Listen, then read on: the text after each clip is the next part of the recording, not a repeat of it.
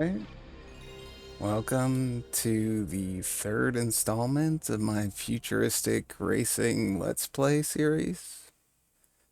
We're going to be playing the original Wipeout game for PlayStation 1, developed by Psygnosis and released in 1995. This is actually the third game the third platform I've done in the series too. We did Cyber Speedway on Sega Saturn, we did Wipeout 64, because that one's a little bit more obscure, even though it's the third game in the series. And so now we're going to do a PlayStation game, although this was also released on DOS and Saturn. So let's just watch the intro.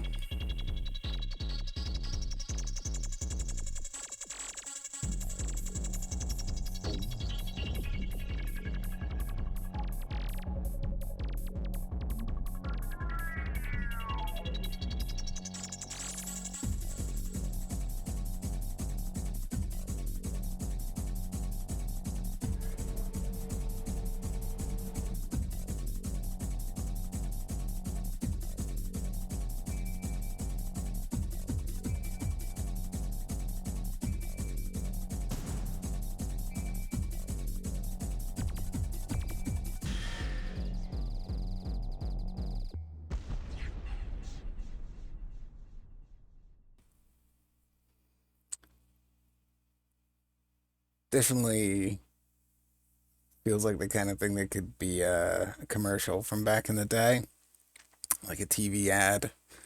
Um,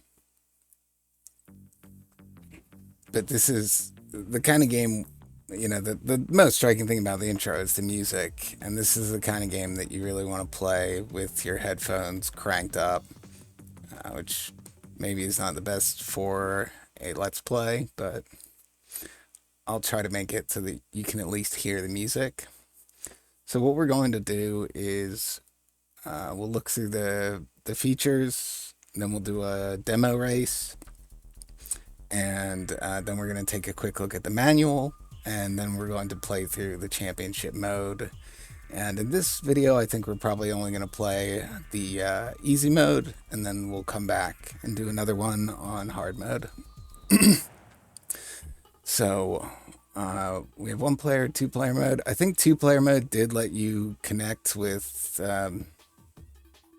did let you like network two PlayStations, so you could play on two separate TVs.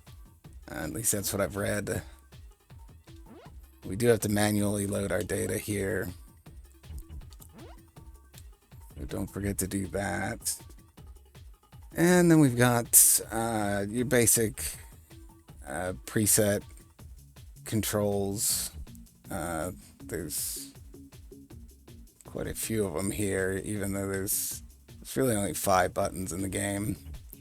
So anyway, I think I just went with the one that has L1 and R1 instead of L2 and R2.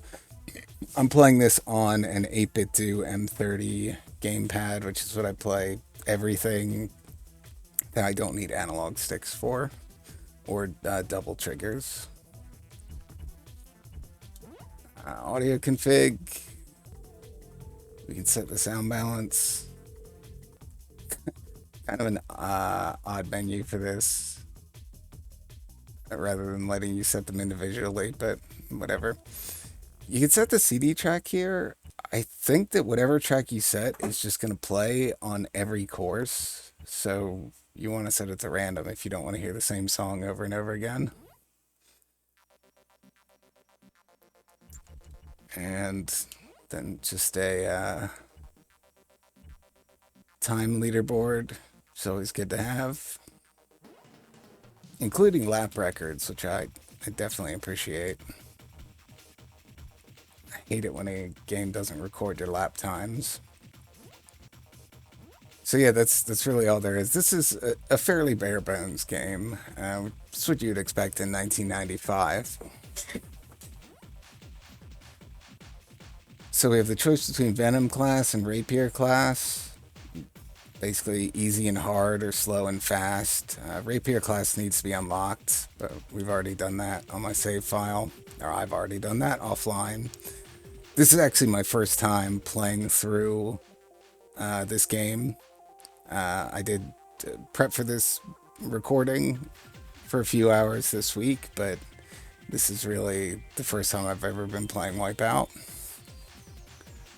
So we can do a championship, single race against AI competitors, or a time trial.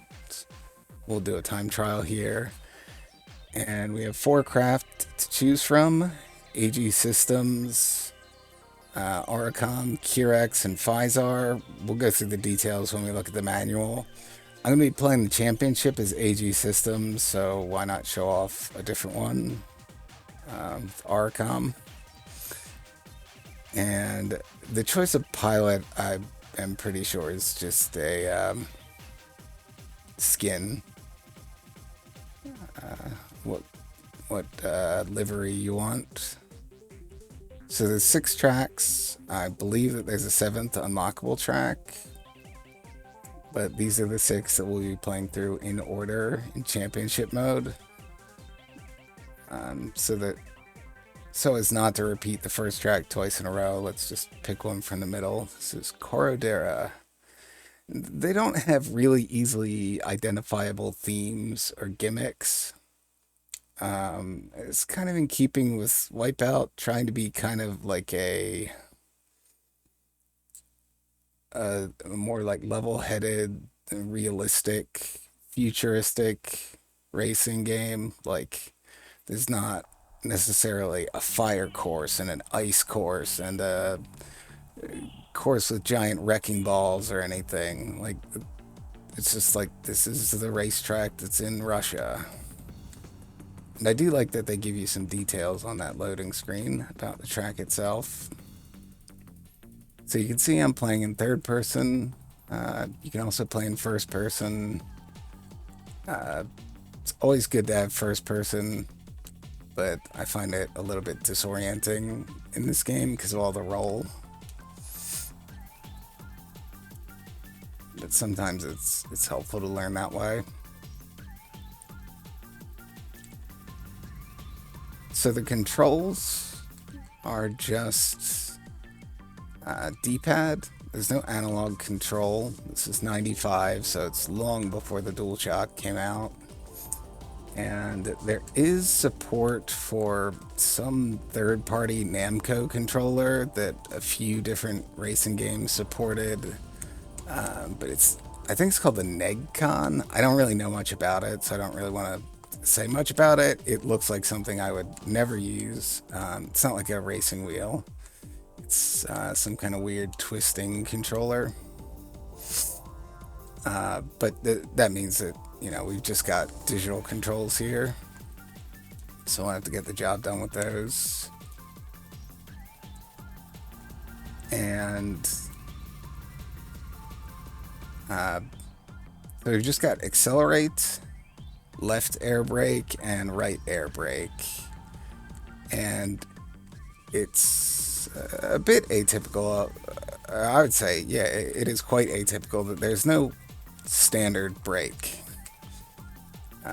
Even though the whole L and R being your left and right lean or drift or air brake buttons is pretty much a staple of this genre, like going back to F-Zero.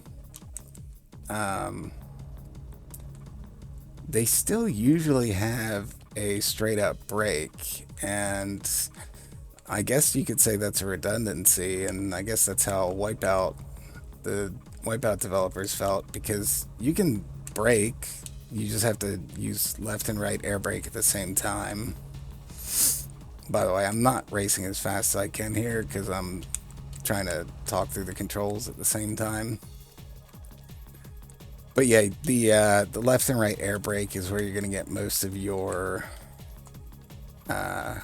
precision in your turning. You'll be using them, or I'll be using them on pretty much every turn. I have been thus far.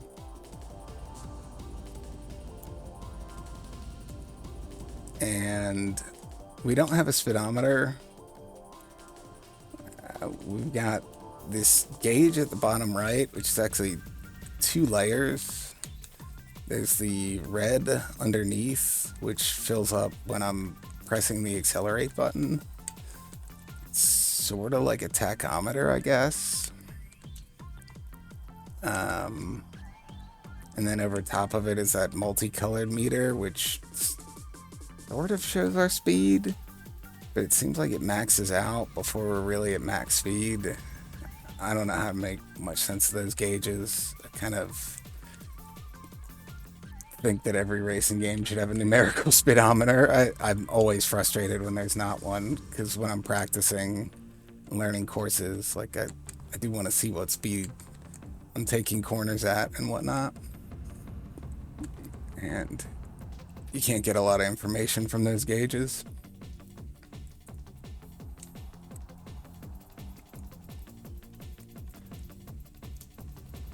So the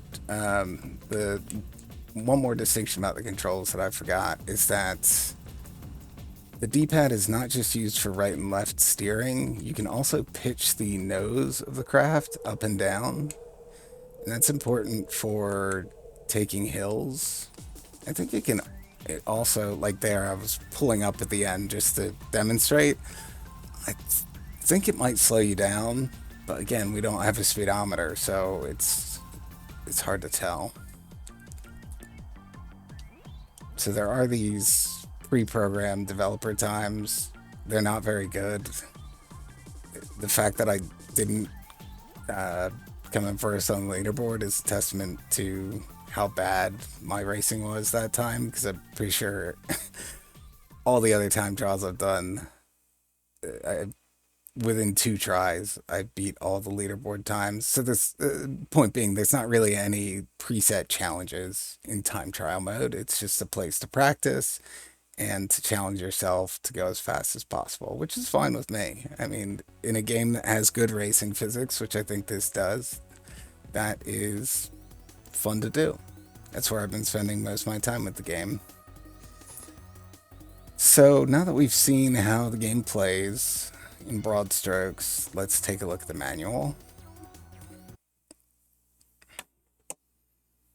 And we're not going to do a full manual read, but I will go through the whole thing.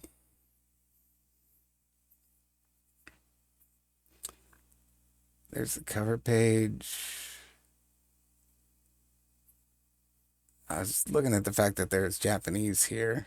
Uh, Probably just part of the aesthetic. The game, as you could see from this cover image, there was a attempt to really distinguish the marketing for Wipeout, make it something very contemporary and futuristic feeling.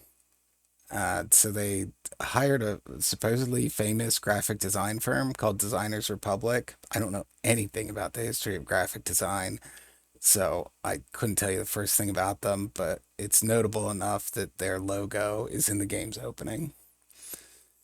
And there's no question that the all the graphic material for Wipeout is very distinct looking. So there we just got our warnings and table of contents. We got our PlayStation information. Um, this I was just noticing that the X button is spelled out phonetically as the X button, not the cross button. Don't call it that. Nobody called it that back in the day. So here's our setting. I like that they actually went to the trouble of including this. So let's read a little of it at least. We're in the F3600 Racing League. It's 2052 AD. Anti-grav racing has become the world's most popular sport. F3600 Race League is where it's at. Tracks stretch across terrain in every corner of the world. Research goes on day and night in the quest to find the perfect racecraft, the one that will travel further and faster than anything previously made. It's big business, and you're on the start grid for the next race. Pick a team to race for, take control of your high-performance anti-gravity racer, then race the 6 huge circuits, leaving the rest to sniff ozone. The world's finest pilots are lining up to race for the biggest prize in sports. Can you compete? That actually seems like exactly what will be printed on the back of the box or the CD case, and I would be surprised if it's not. Just that is exactly the kind of text that you would use. Brief history of F3600 Anti-Gravity Racing League. Got its start in the early days of anti-gravity transportation research. The story of its inception is a long, complicated tale of political, scientific, and corporate politics and greed. After the race commission was established, an archive was constructed detailing the events leading up to the widespread use of AG technology. Some selections from this archive follow. Okay, it's in-world text. That's kind of cool. Dr. Xavier Fraser of the World Technology Symposium. It is clear that many sightings of UFOs are not hoaxes of any kind. We know this because many of the flying objects are in fact anti-gravity machines developed by us to enhance weaponry capabilities. In deciding to declare the existence of this technology, we are hoping that we can open it up to development by scientists with peaceful intent. From the Times, May 4th, 2018. A few years ago. Strikes me as odd that government bodies, particularly the World Technology Symposium, have been so hasty in denouncing anti-gravity technology as unsuitable for mass transport systems. They say it is inefficient and so expensive as to be foolish. My guess is that this is the voice of a government that has again increased the tax on fossil fuel supplies. That seems like someone's commenting on the present day.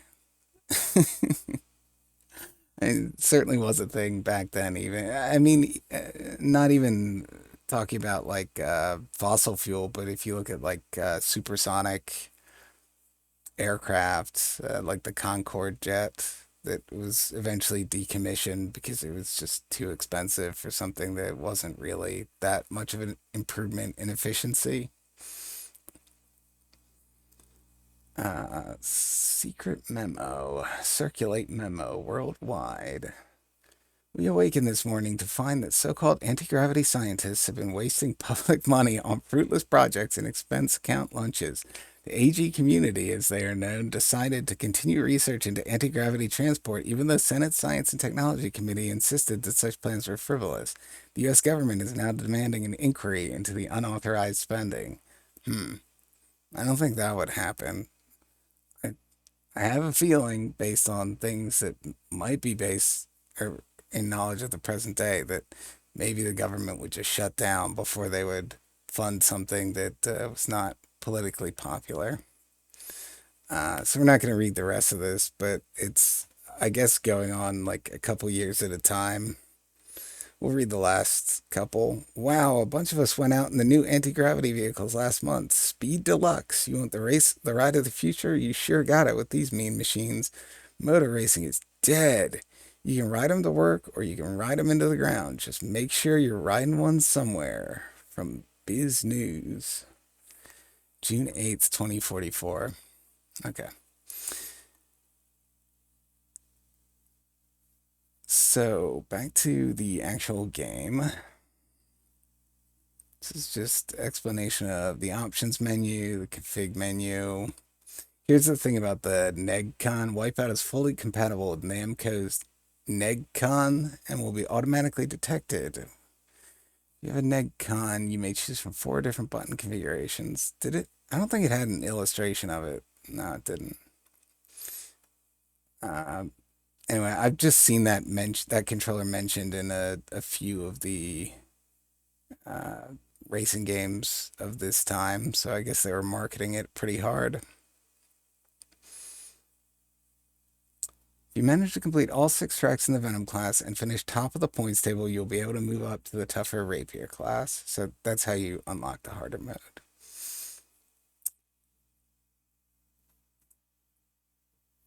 So yeah, just more mode explanation. All right, here we go. Team selection. There are 4 major teams from around the world involved in the F3600 Anti-Gravity Racing League. Each team invests heavily in research and builds craft to suit their own star drivers. The aim is always to blitz the course and leave the opposition in a cloud of blazing electrons. At the start of each race, there are 8 contenders on the track. These 8 are made up of 2 pilots from the 4 different teams. So that's based on the way that F1 works, where you have manufacturers or corporations sponsoring teams, and each of them fields 2 drivers in the same car. So we've got AG Systems from Japan. Engine spec is a 1200 by 2 RHT. I noticed an asterisk on the engine spec thing, but is there actually a footnote corresponding to that? I don't think there is. Um, so yeah, don't really know what that means. Then we've got Oricom Research from the US/Canada. I don't know how you can be from both, but Curex from Russia and Pfizer Consortium from Europe. That has a footnote. Federal European Industrial Science and Research. That's what Pfizer stands for. That's cool. What does AG stand for? What does Curex mean? I don't know. That's anyone's guess. So we've got craft stats, which is good because they're not shown in the game anywhere. So AG Systems has the highest acceleration, medium top speed and mass, and the turning circle, or I guess turn radius, maybe, is relatively high. So that's kind of like your balanced craft. So then Oricom has medium acceleration, above average top speed. It's the heaviest of all the craft, and it has a medium turning circle as well. So that one seems more like your. Well, I think it's just another slightly more top speed balanced craft. Then Curex and Pfizer are more towards the extremes. So Curex has a very low acceleration and low turning circle, and very high top speed and above average mass. And then Pfizer has above average acceleration, very low top speed, very low mass, and very sharp turning. So that's more like your Toad archetype, whereas Curex is your Bowser. And the other two, I guess, are kind of like Mario and Luigi. So here we have more specs of the crafts. Uh, Manufacturer, designer model. That's cool. Whatever engine configuration means. I guess they're rated in brake horsepower still. Uh, it's just, yeah, kind of interesting. Um, these are all just, made up things that don't really mean much. Although there is the braking system. This one is Piranha for AG Systems, Piranha 2 speed responsive braking system. Oricom has a power responsive braking system. Pfizer also has a speed responsive braking system like AG Systems. And then Curex has a power assisted braking system instead of power responsive braking system. And I wonder if that actually means anything. It's kind of surprising that they would make up terms like that sound like they mean something, but I don't know. I guess that's part of the fiction. The pilots are highly skilled and very rich individuals. Again, that's like F1. Bitter rivalries have developed, and each is committed to the success of their team. Each team has 2 pilots in the race, a lead pilot and a second pilot. So we've got, for AG Systems, John Deca, male, 38. That's pretty much my age. American, 6 foot, 89 kilo, which is, like 200 pounds or so. So that guy is pretty much me. Then we have Daniel Chang, 29, defected from China, No, nationality Chinese, history defected communist test pilot. Uh, on Arcom, Ariel Tetsuo, 22, Japanese female. The AG Systems was they were the Japanese team, and they have an American pilot and a Chinese pilot. Arcom is the American slash Canadian team. They have a Japanese pilot, Ariel Tetsuo, bitter rival and twin sister of Arian Tetsuo of the Curex team. She's very short. And Anastasia Cherovsky of unconfirmed age, nationality, history unconfirmed. But Kel Solar, lead pirate of Curex team, knows her secret. First of all this unconfirmed stuff, that reminds me of like the original F-Zero manual and Pilot Wings. Both have characters with unconfirmed age and personal details, which I always thought was really funny. Um, and I'm surprised to see that trope appearing here in what is a less whimsical game. I have a feeling we're never gonna know her secret. Then on Kirex, we have Kel Solar, male 40, Russian, expert high speed flight and all weapon systems, long term mysterious rival with Anastasia Cherovsky of the Arcom team. I mean, her name makes it sound like she's Russian, doesn't it? And then Arian Tetsuo, Japanese, bitter rival, underdog, and twin sister of Ariel Tetsuo of the Arcom racing team. Same height as his twin sister, of course. Uh, Kind of weird how many of these pilots are related to each other. There's only eight, and two of them are siblings. And then Faisar has Sofia de la Rente, French, 22, first woman to fly nonstop around the Earth in a single-seater anti-gravity fighter. Pretty tall, 5'10". And Paul Jackson, male, 36, English, unconfirmed history, 5'9", 93 kilos. He's pretty close to my profile as well, but he's not American, so that's why will be playing as John Decca. They're they're like all 22 or 38. Uh, so yeah, this is just some info about the modes. Game screen. I'm just looking to see if there's more information about the speed indicator that I was struggling to describe. There's not really.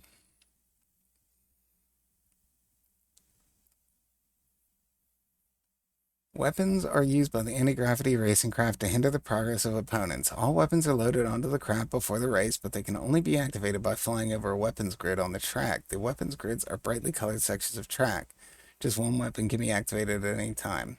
That's kind of fun uh, backstory there that you're not actually like picking up missiles when you fly over one of those tiles. It's just like it gives you permission to use your missiles. They're just stocked on the ship already. So the weapons that we'll be seeing, the shield stops enemy missile weapons, subject to a time limit. When the shield is activated, you can't activate another weapon, but you can pick one up. Turbo boost speeds up the craft very quickly for a short period. They all have these distinctive icons. I think that's probably one of those things that was designed by Designers Republic. The iconography. Mines slow down the affected craft with each hit, release in batches of 5, hovering for a few seconds before exploding automatically. Which is important because that means mines, you will never encounter your own mines. They don't last. They either get hit or they detonate on their own in a few seconds. So you don't have to worry about the thing like in Mario Kart where if you put a banana peel on a corner, it's like, well, if no one else hits it, I might hit it next time around, which I appreciate. I fucking hate that in kart racing games. Shockwaves. When affected by shockwave, craft will stall, shake, and be difficult to control for a period of time. It's not very different than being hit by the rockets or missiles. Rockets are just straight. They do hug terrain, but they won't go around walls. Missiles are heat-seeking. You're only going to be attacking enemies from pretty short range, so um, missiles will pretty much always land if you can get a lock, and rockets are, we'll see, but it's debatable whether those are useful. None of the weapons, though, as I was saying about the mines, you're not going to hurt yourself with any of the weapons unless you turbo boost into a wall or something, which I do appreciate. Then there's these two-player weapons, which we're not going to see, but one of them reverses controls of the other player's controller, which seems like the most asinine thing to include in your game. And the other one is a winky face, which says, "What's this? You work it out." It's subtle but very useful. I'm really curious what that is, but I don't know. We're not going to be playing with two players, and then we've got the credits. So there's not much to the game, there's not a lot of complexity to the game, and so there's really not a lot that we needed explained by the manual. I would have liked more information about that speedometer, but we're not going to get it, and I guess we don't need it.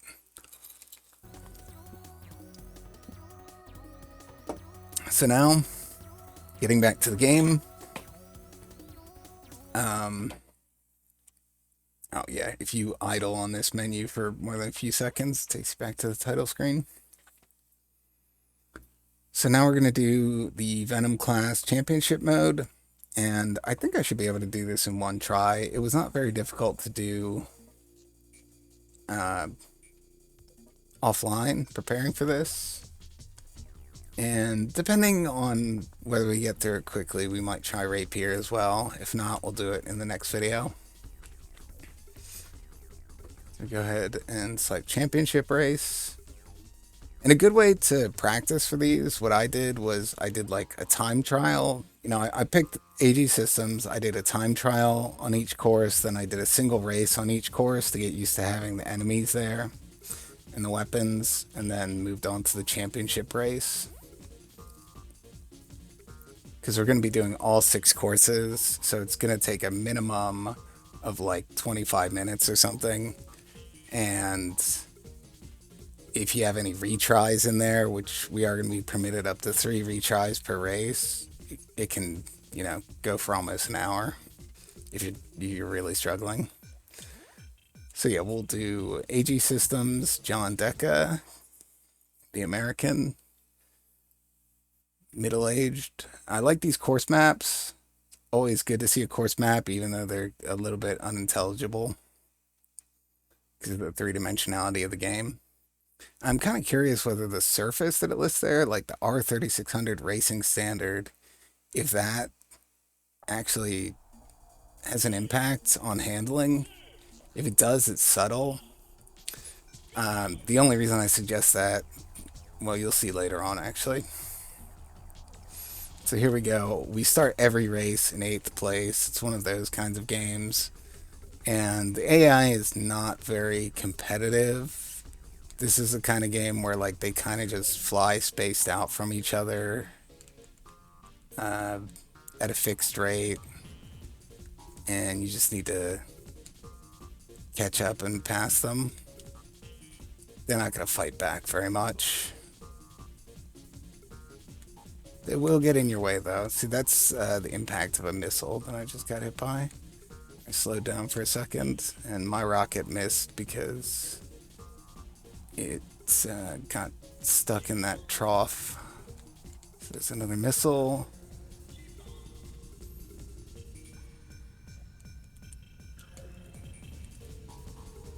And if you're doing the right thing and get lucky with your weapon drops, you can pretty much get to first place in the first lap. And that's very helpful so that you don't get tangled up with the other enemies or with the other racers for the rest of the course. You won't lap them either. Um, Either they keep up well enough that that doesn't ever happen, or eventually they fall far enough behind that they just stop being processed. Bro, get out of my way. Alright. Speed boosts, kind of like a free pass, especially on this track, which is fairly straight.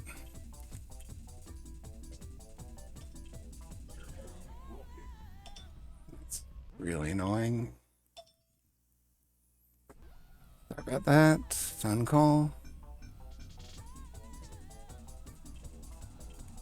Alright, so we're in first place now. And at this point, you basically just need to not screw up in any big way. I usually use whatever items I pick up just because the next one might be a speed boost.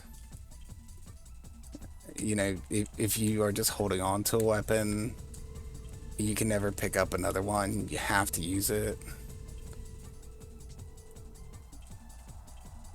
So I just kind of use them as a way of discarding them so I can get to any speed boosts or mines, which will take out anyone who's right behind me. And this first course is the easiest, and this is basically the easy mode of the game, so I'm well ahead. And yeah, finishing Venom Class in first place is really not too tall an order. Once you get a hang of the game mechanics, I think everyone will do it in just a couple tries. The only real obstacle we'll see is going to be the final course.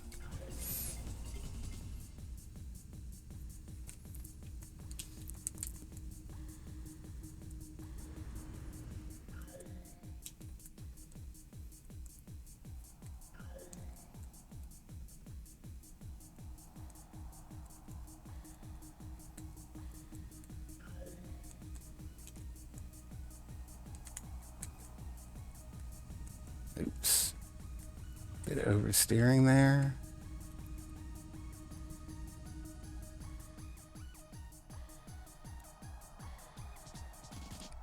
Definitely a lot of cases where I'm kind of just tapping the D-pad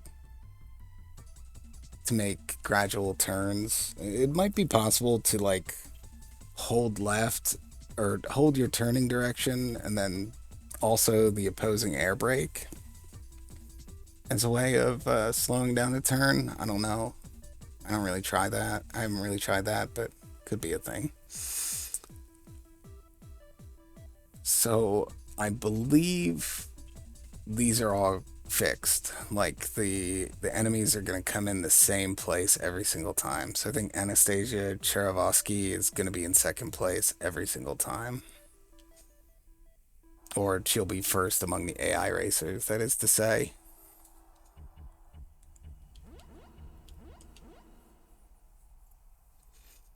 You can see by the fact that that wasn't even a particularly good run and it was 4 seconds better than my previous PB.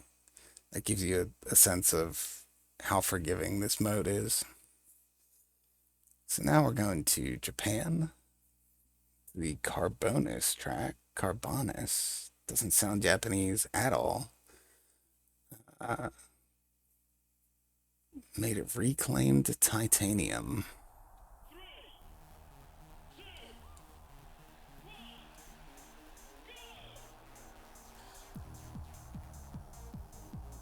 And even though we came in first place in the previous race, we still have to start in 8th.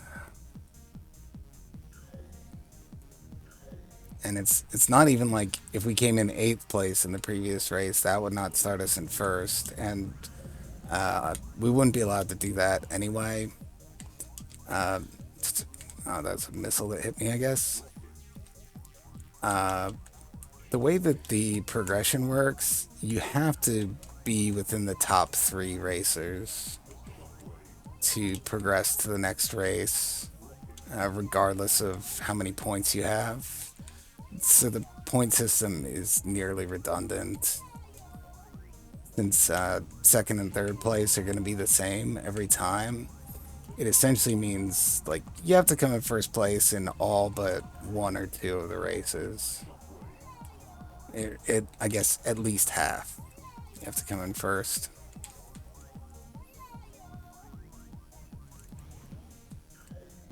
All right, I actually got a rocket hit there.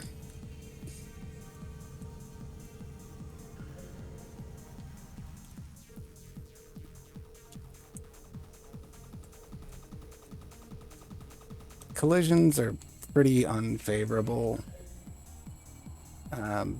Even though you do have a mass rating for each ship, it seems like the collisions are always handled the same. Not like you can really bump someone out of your way. You really don't want to touch them when you're passing. And the hitboxes for the walls and the racecraft are pretty large. So you really got to steer clear. And every time you see me like just randomly slow down like that, that's being hit with a weapon. You usually don't actually see the weapon or like the projectile itself. You just see the after effect.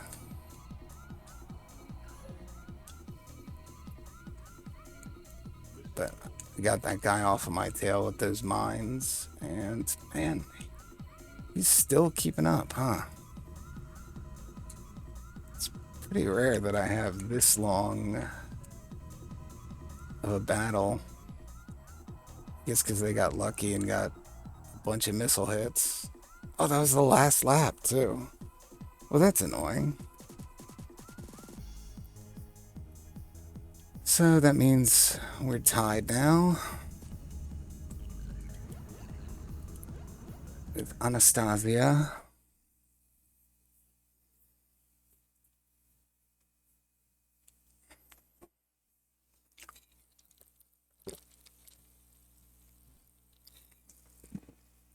So now onto the Termax course in Germany.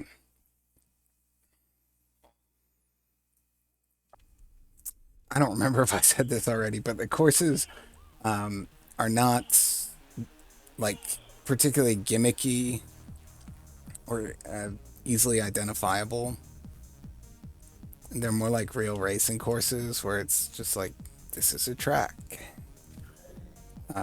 It has different curves than the other tracks do. They're all fun to run, and I don't really mind that. I certainly don't need like hazards and stuff on the tracks. I really don't like that in racing games, generally speaking. But I guess the most distinctive thing we have for each course is these jumps. I got a bad feeling about this one.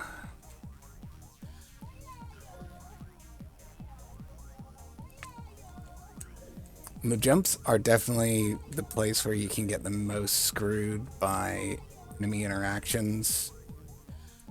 If you get hit by a rocket right before the ramp, which you really don't have an opportunity to avoid enemy weapons fire. So if you get hit by a rocket or something right before ramp, you're not going to make the jump, and a little rescue craft comes and picks you up, like Lakitu, but it takes a really long time. It's basically going to drop you to last place.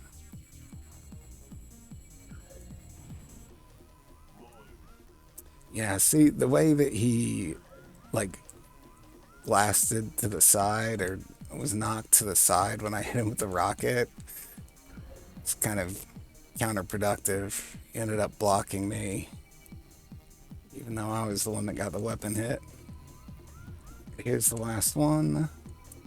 So when you hit them with the shockwave, it just slows them down for a bit instead of sending them flying. So in a way, it's better than the missile or rocket because it's more predictable. But we really need to get past her here. Oh, mines aren't going to do it.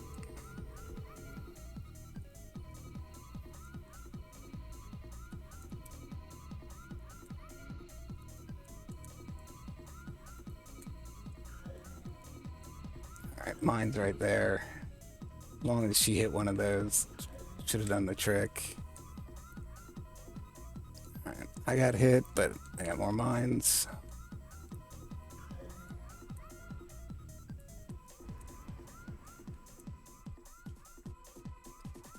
That was another close battle, surprisingly.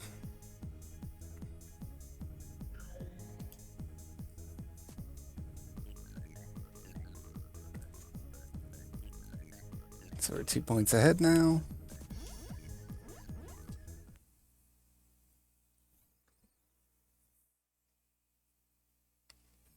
On to the fourth race, Korodera in Russia.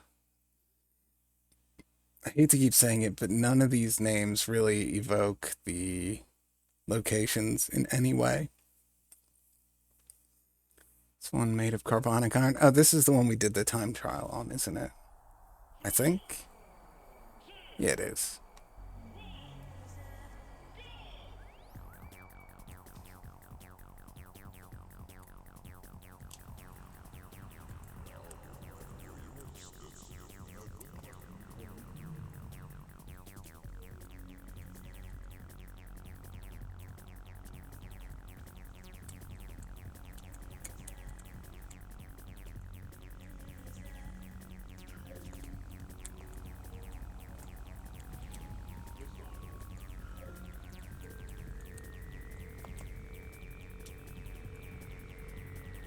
I really didn't want to hit that boost pad. That was accidental.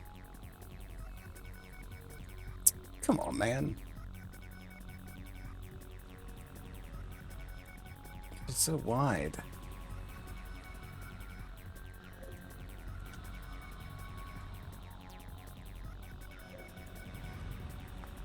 So it's funny how it's called anti-grav racing and they make a really big deal out of that. But also, like, hills and drops are a pretty important part of the courses.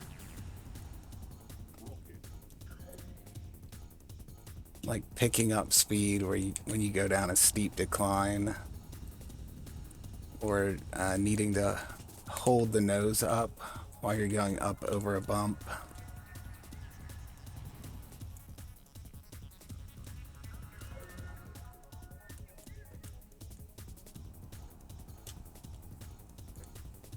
Where's Anastasia? Here she is.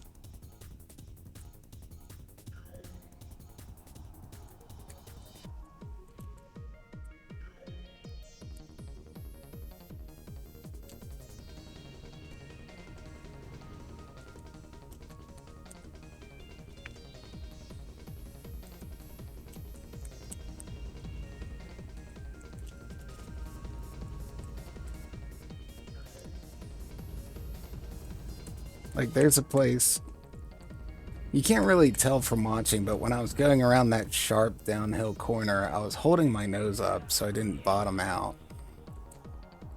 Which is important.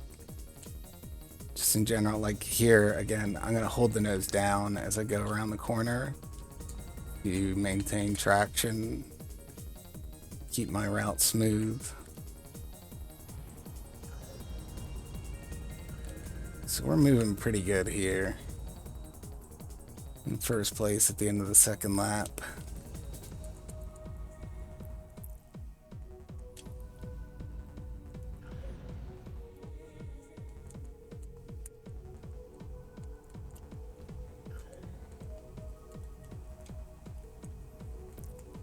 There's nothing too original about the weapons. Fine by me. I generally would prefer a racing game not have weapons at all, but I don't think that they really negatively impact Wipeout.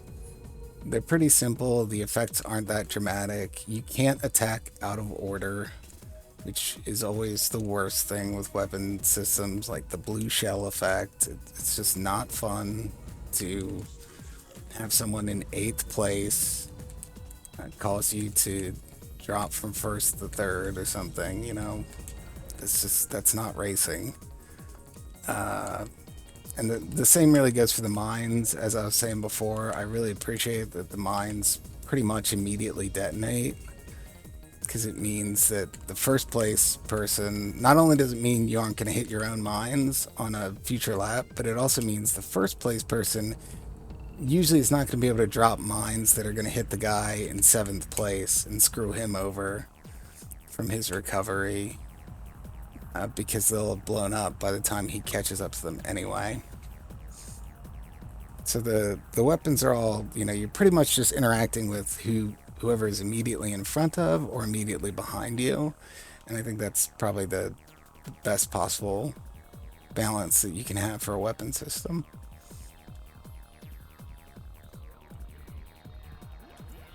Alright, there's a new PV. I guess the time trial, yeah, I guess time trial and race are different leaderboards. We saw that in the option screen, and it makes sense because your race times are inevitably going to be different. I was going to say slower because of the interaction with the other craft, but then again, you get items, so you could get multiple boosts, which could make it faster. So this is Eridos 4. I missed what the location was, but I'm pretty sure the course material is blasted sandstone. I seem to remember that.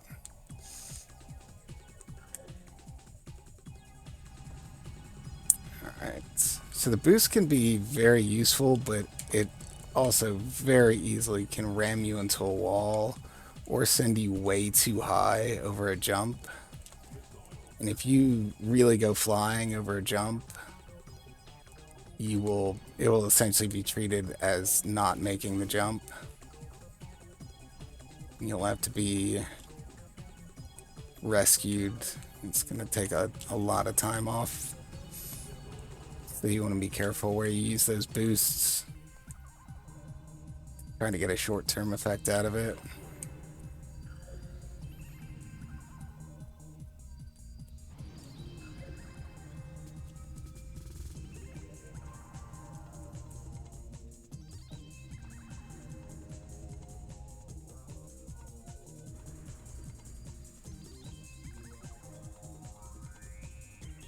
Oops, that's not a good place to hit the wall.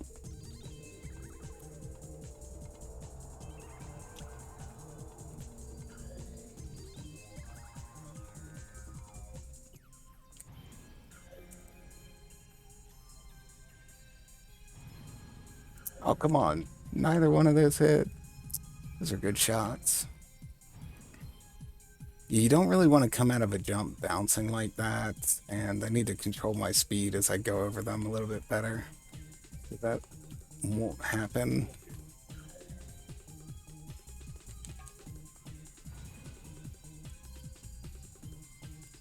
So occasionally you have these forks in the course, like the ones I just went through, and it doesn't seem to matter a ton which way you go, at least on most of the tracks.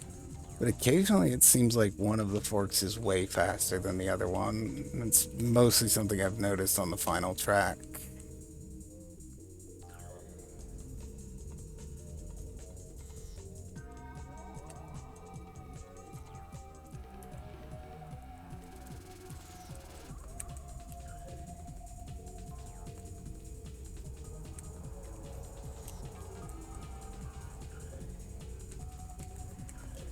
That was a risky boost. I wasn't sure how it was going to take me over those hills. Wasn't too bad.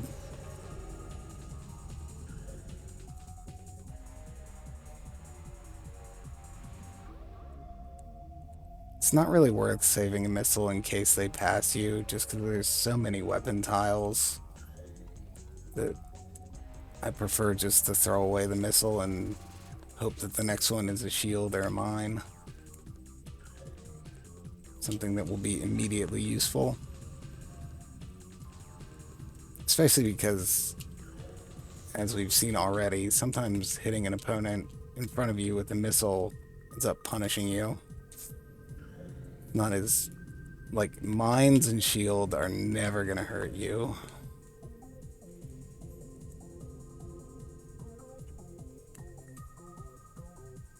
I'm gonna save this boost for the finish line. Or here, I'll use it here. Basically, it's the finish line.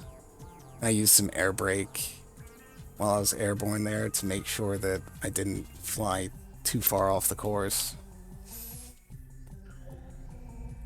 So now we've got a 6-point lead. And I believe we're going into the final track, Silver Stream. In Greenland, surface made of artificial crystal, but what it really feels like is ice. So the thing is, even though I have a 6-point lead, that means that according to the point system, I should be able to come into 4th and still be guaranteed 1st place in the championship, but that's not how it works. If you come in 4th, it's still game over. So we're safe if I come in 3rd, but I need to at least come in 3rd. So yeah, this is like an ice track. Again, kind of an odd, difficult to explain how that works with the anti-grav nature of the ships, but whatever. And it also does make it the only gimmick track of the game. Really, all that the ice means is that the friction is lower, so you need to turn earlier and just brake earlier if necessary. It's tricky because it throws off all of your timings at the 11th hour. This is the track that I practice the most.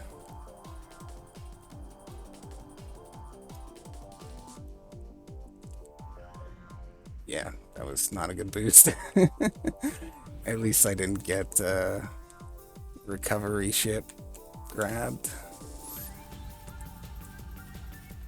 But yeah, I'm probably gonna need a restart on this one. This is pretty bad.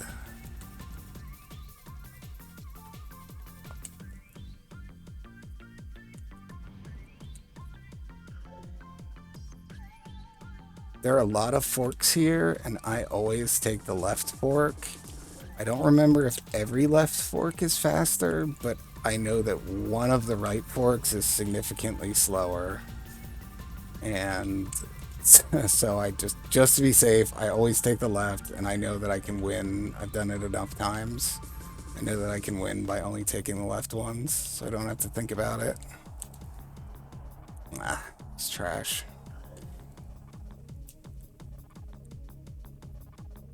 One more lap. See if I can get into 3rd place. I'm not feeling optimistic.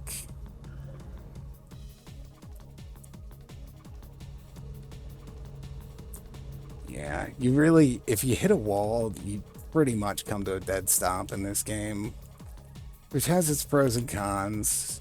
You don't go ricocheting off the course and have to deal with that unpredictability. But yeah, it also means you come to a dead stop. So it's really going to throw off your racing line at the very least.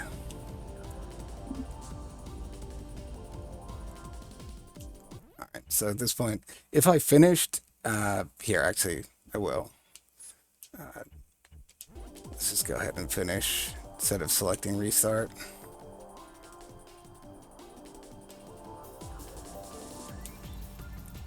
So it says continue qualifying or quit.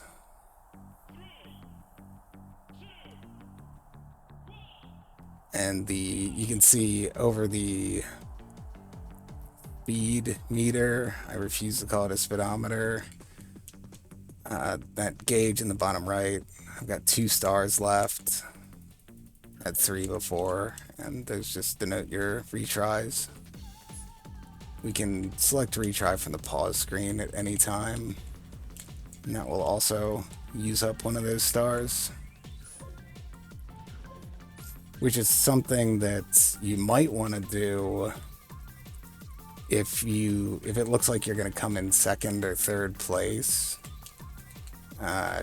You might want to use a restart if you think you can get first place, because you really do want those points. You can't afford to come in third place more than once.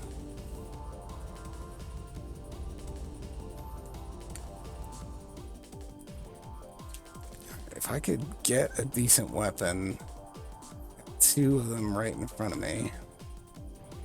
Keep pulling rockets this time.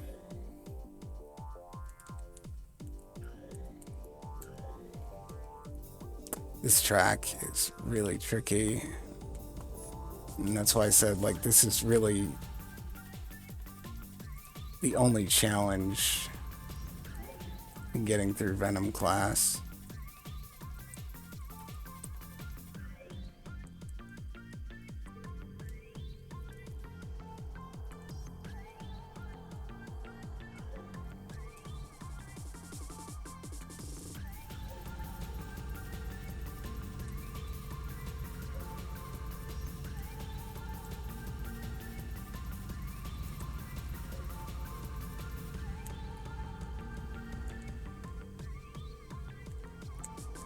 But I guess I passed someone who was on the other fork there, so even though I didn't see them, I've now taken third.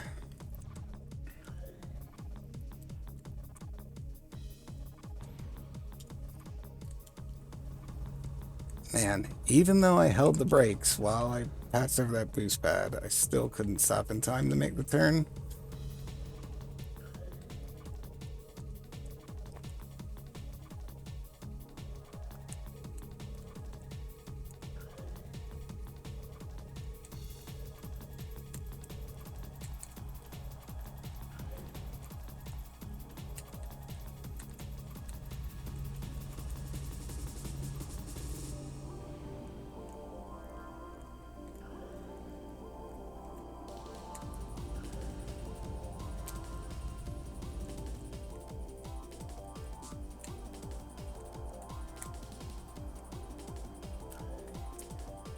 Okay. Well, third place is all we needed, I believe. Yeah. Okay. We're still... I don't know what would happen if it was a tie. But yeah, that was all we needed. We finished the championship in first. The brothers Tetsuo, or not brothers, the twins Tetsuo, bringing up the rear there with 3 points each.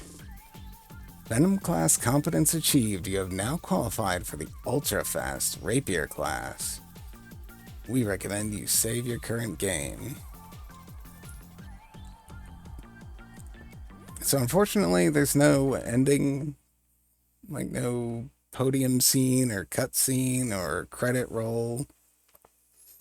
Maybe after Rapier class there will be. I haven't beat that one yet. What I'm gonna do is we'll do one race of Rapier class just to demonstrate it, and then I'm gonna cut the video and we will do the Rapier championship using a different craft in the next video.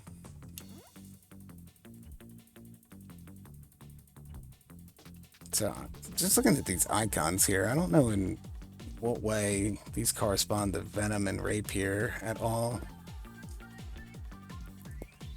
And don't be fooled, by the way. Some people will pronounce this word Rapier, like it's because it's French in origin or something, which it is, but it's still pronounced Rapier. That's the one and only way to pronounce it in English and French.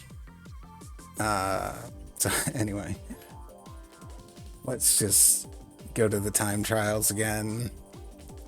And I'm going to be using Curex for the Rapier class, partly because I think it's the hardest ship to use, so I think it'll give us a good challenge. This is the one that has the very high top speed but low acceleration and low handling. They ship, by the way, all four of these were in Wipeout 64. They look different, but they were all in Wipeout 64, and the Curex was like the bane of my existence in beating the challenge mode of that game. It was so difficult to handle.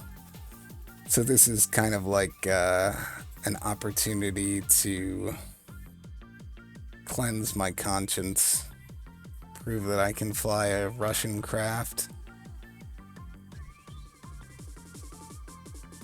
And I think I like Kel Solar's icon better. I like that each pilot has their own, essentially, profile pic. You know, I haven't tried Silverstream on Rapier yet, so let's go there, give it a shot. I'm sure this is going to be painful. This is probably something I'll have to practice offline before doing the championship.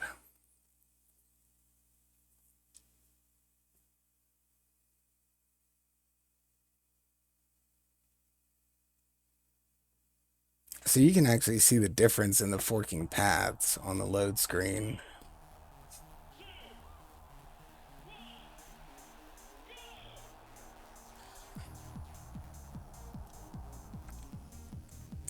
You can also see the time of day is different, and that is true of all the courses in Rapier class. If they were night before, they're day now, and vice versa, which is a nice little touch. Make it feel a little bit different since you're limited to just 6 courses.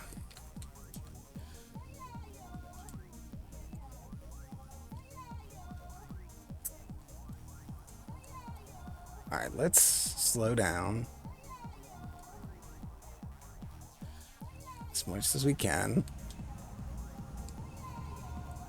and take the whole thing slow first.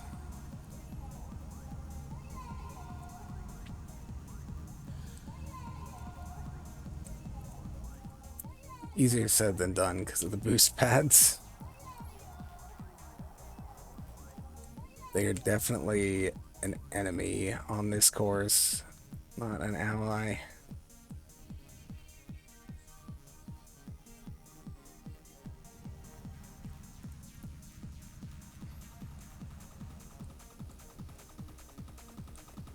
Yeah, pretty much every turn has a boost pad just shooting you into the opposite wall. It's almost like they knew.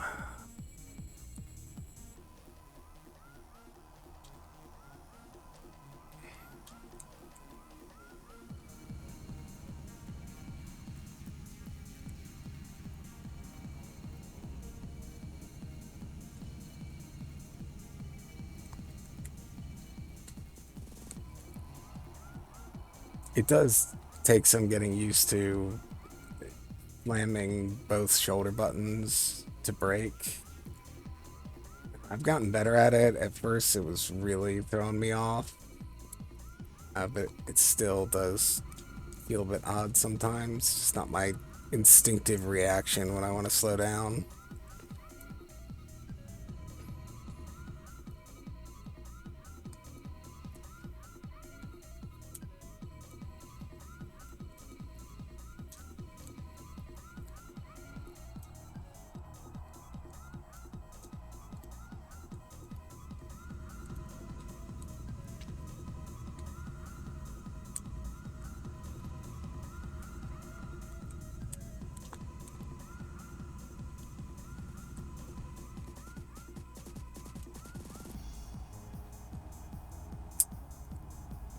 Oof, that's pretty rough.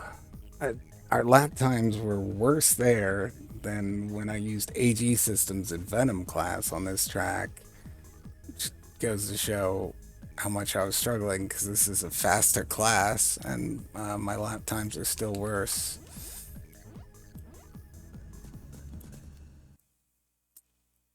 So that's it for the first video of Wipeout. It's just going to be 2 videos on this one.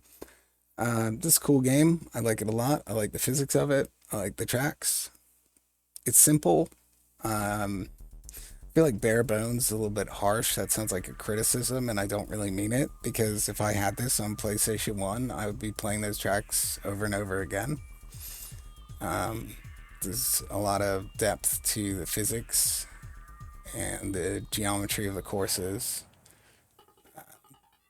So yeah, it's not the first game of this type, but it's clearly a standout. And this, I think that the next game we're going to play in this series is probably going to be just the sequel to this, Wipeout 2047, aka Wipeout XL. But regardless, next video is going to be Wipeout. So anyway, if there's anything else you want to see, let me know in the comments, and thanks for watching.